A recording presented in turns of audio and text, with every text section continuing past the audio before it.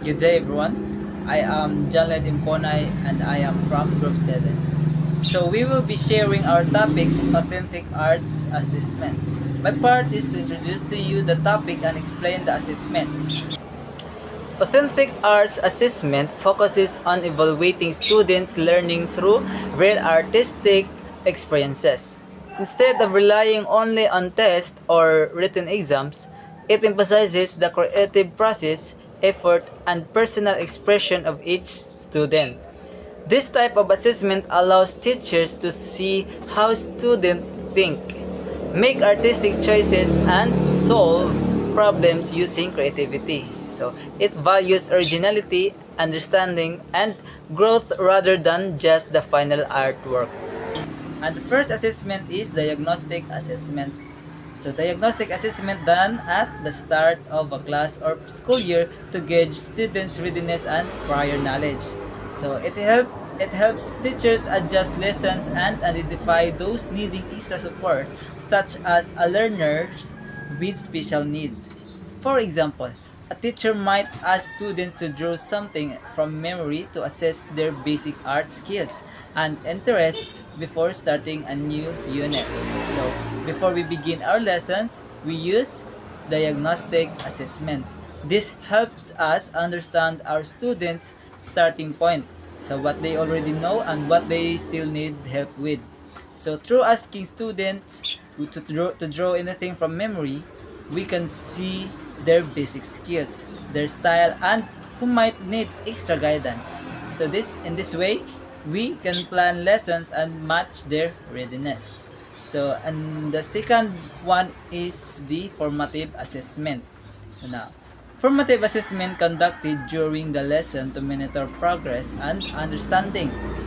Teachers can ask questions, observe students while they work, or have them explain a process to check comprehension.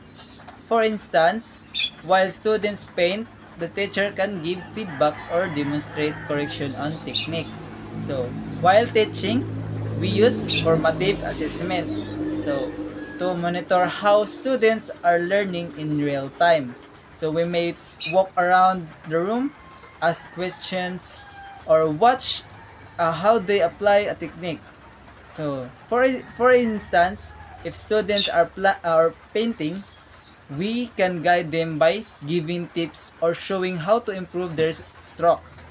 So this helps students adjust and learn bit better before the final output. So now the last sum assessment is the summative assessment.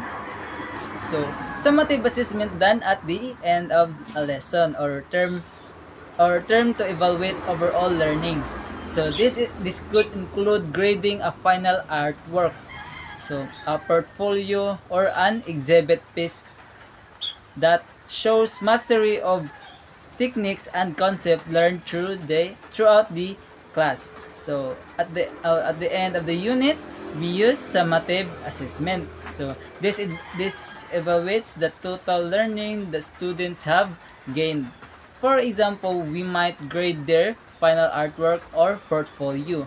So this final output shows their mastery of the techniques and concept taught in class. So summative assessment helps us see the overall growth of each learner. So in summary, diagnostic, formative, and summative assessments work together to support student learning. Diagnostic assessments help us understand where students begin. Formative assessment guide them as they learn. And summative assessment show that they have mastered. So by using all three, teachers can better support every learner and help them grow in knowledge and skills. So that's all. Thank you for listening. I hope this explanation helped you understand the three types of assessment better. May we continue to learn, grow, and support one another in our journey as students or even teachers. Have a great day and God bless everyone. Good day, everyone. I'm Edlin G. Batuan from BIDOY, and I'm second reporter of Group 7 in Authentic Assessment in Arts. And today, I will be discussing the source of assessment information. Source of assessment information. The following types or source of assessment information are based on Teaching for Artistic Behavior, or TAB, by Douglas and Jacquet in 2018, and the Art Teacher Survival Guide by Hume in 2008. In art education, especially when using the TAB approach, teachers use different sources of information to understand how students learn, think, and create. Assessment is not only about the final artwork, but also about the student processes, choices, and growth as an artist. The following are the main sources of assessment information. First is observation. Authentic assessment in art starts from the student's way of thinking towards his or her work.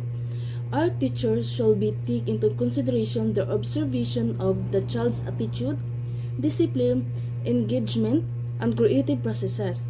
Evidence can be teacher's checklists, notes, videos, and photos. Observations are an important way of arts teachers to understand how students learn and create. Instead of focusing only on the finished artwork, teachers pay attention to how student thinks, behave, and works during the art-making processes.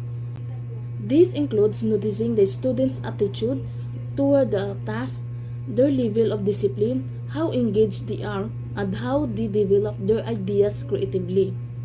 By watching students closely, teachers can gather evidence of learning through checklists, notes, photos, or videos. These observations help teachers see the child's strengths, challenges, and overall artistic growth. Lastly is conversation. Young students, especially those in kindergarten and primary grades, are still learning how they communicate their thoughts into pictures and words.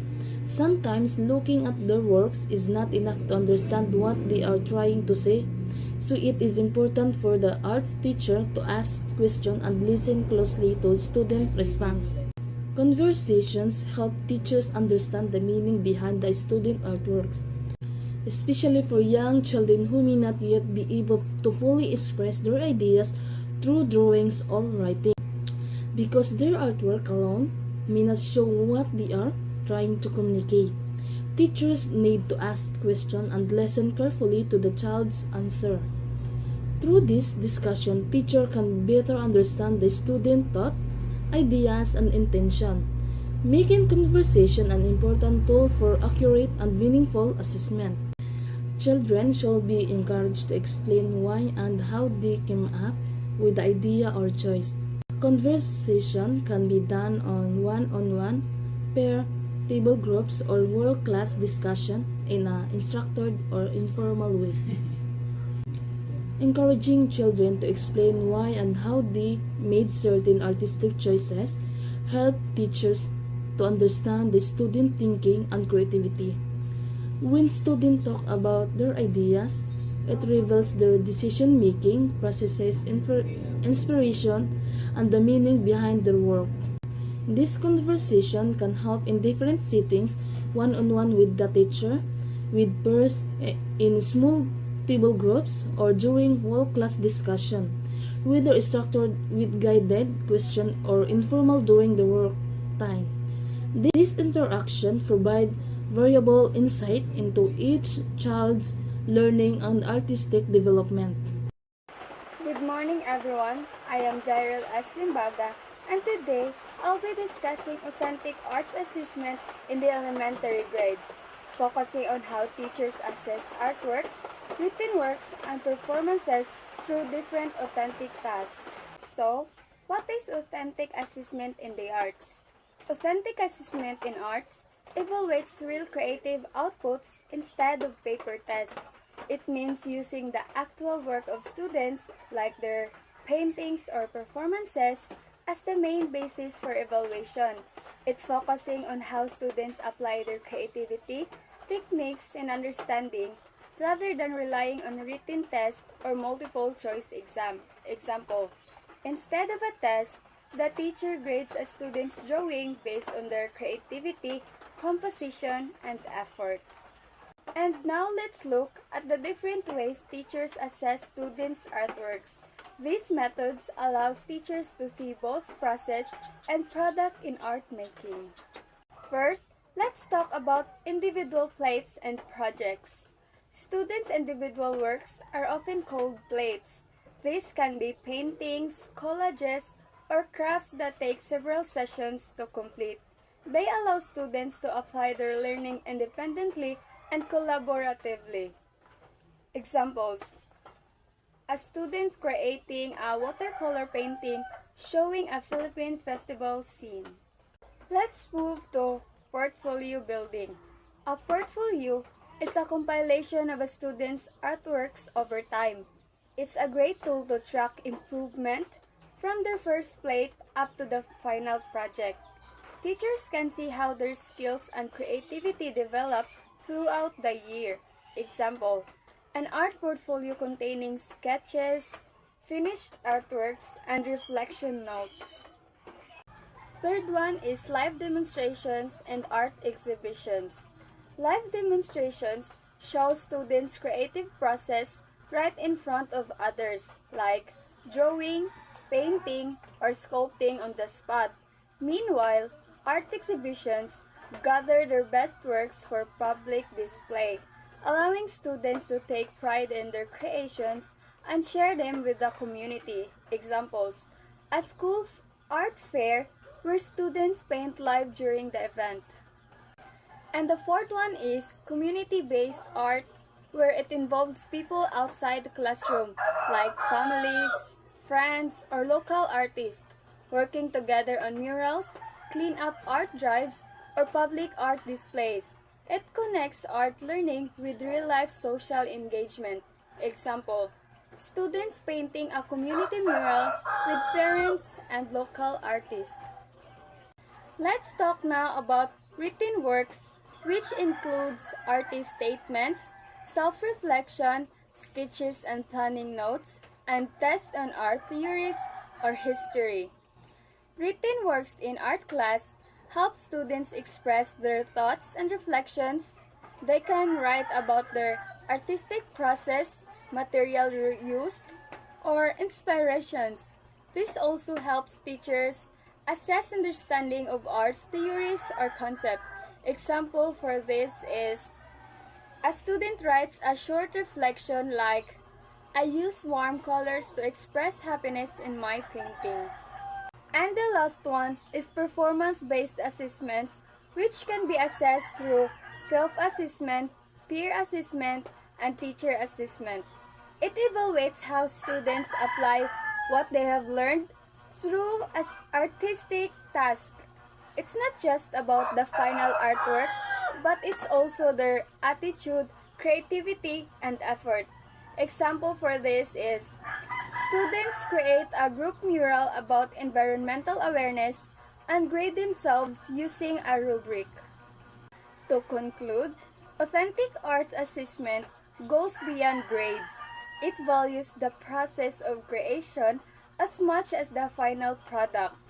It encourages students to express themselves, reflect on their work, and connect art with real-life experiences and communities. And also through artworks, written reflections, performances, and rubrics, teachers are able to assess students in a more meaningful and holistic way. I hope this discussion helped you understand how assessment in the arts can nurture both skill and character. Once again, this is Jairil S. Limbaga, and thank you for listening and appreciating the role of authentic assessment in developing creativity among our learners. Hello everyone, I am Zian Malonia from BEd 2A and I will be the last reporter for Group 7. Our lesson is entitled Authentic Arts Assessment and my topic will be about rubrics.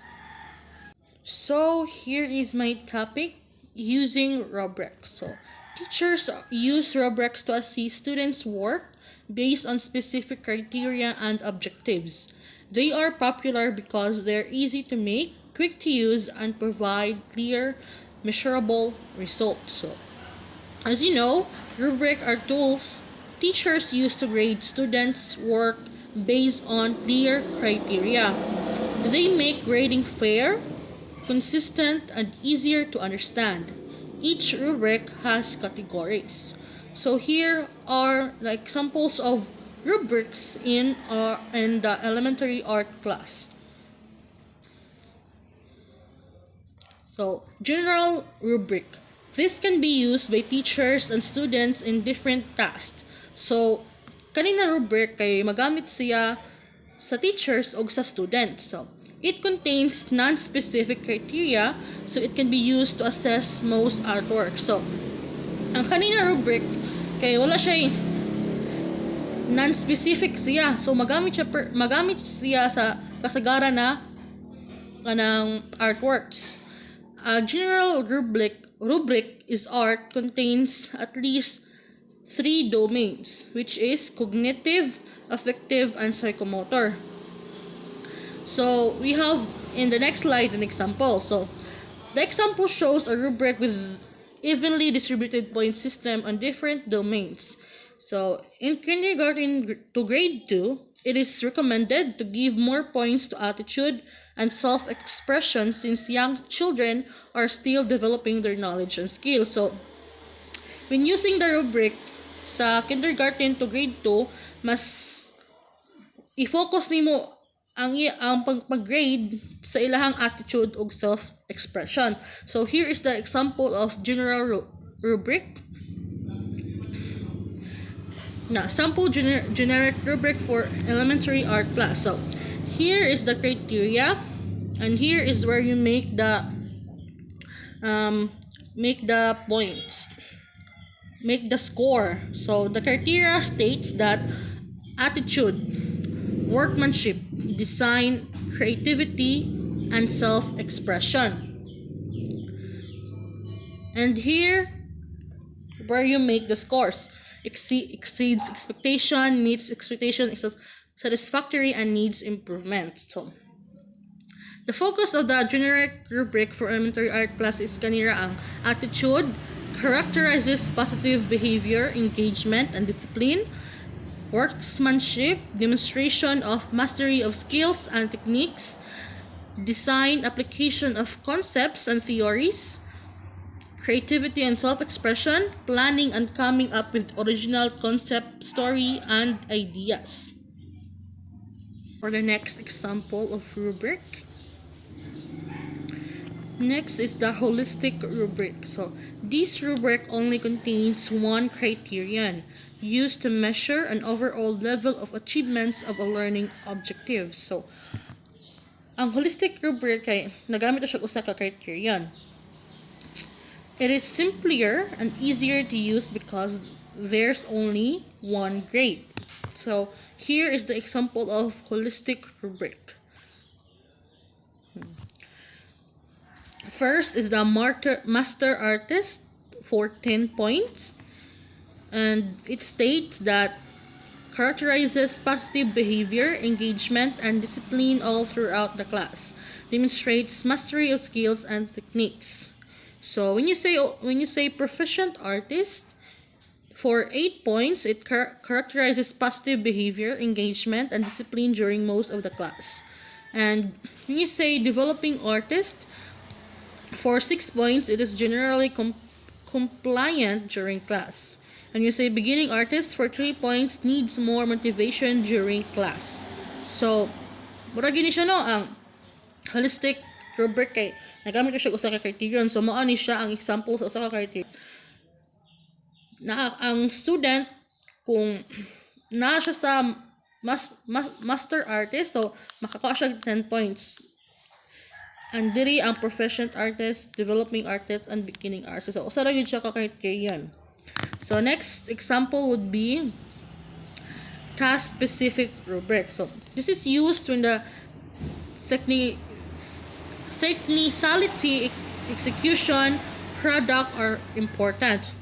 These are usually used for students in upper elementary grades or scoring for art competition. So, aning task-specific rubric kay mas okay na siya gamiton sa mga upper elementary grades like grade 5 to grade 6. So, or magamit siya sa mga art competitions. So here is the example of the task-specific rubric. So wait, let me zoom.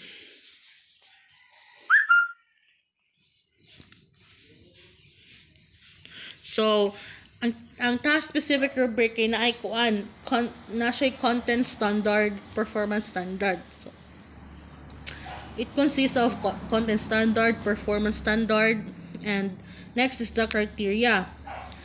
Nagya po ang attitude, workmanship, design, creativity, and self-expression. So, dili, ang pag-scoring yapon nila is by number, which is exceeds expectation is 4 points, meets expectation 3 points, satisfactory 2 points, and needs improvement 1 point.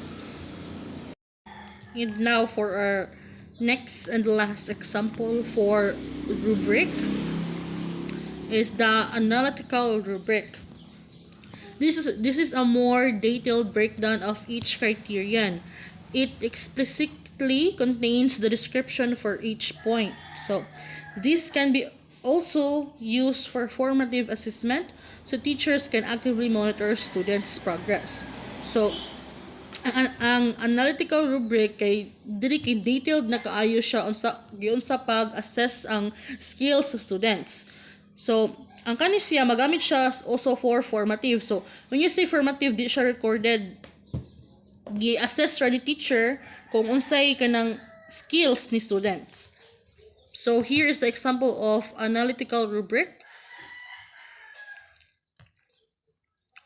So, it consists of content standard, performance standard, elements, principles, criteria. So, dili na ang criteria. So, first is the art integration. Appreciates the Filipino artists who painted landscapes in their own particular styles. And next is the attitude. Values one's work by engaging in the tacit focus and motivation.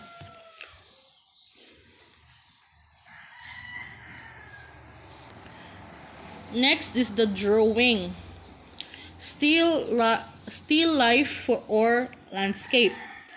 Next, painting. Still life demonstrates brush strokes, control, and completes the painting. Elements and design displays harmony in an artwork using complementary colors.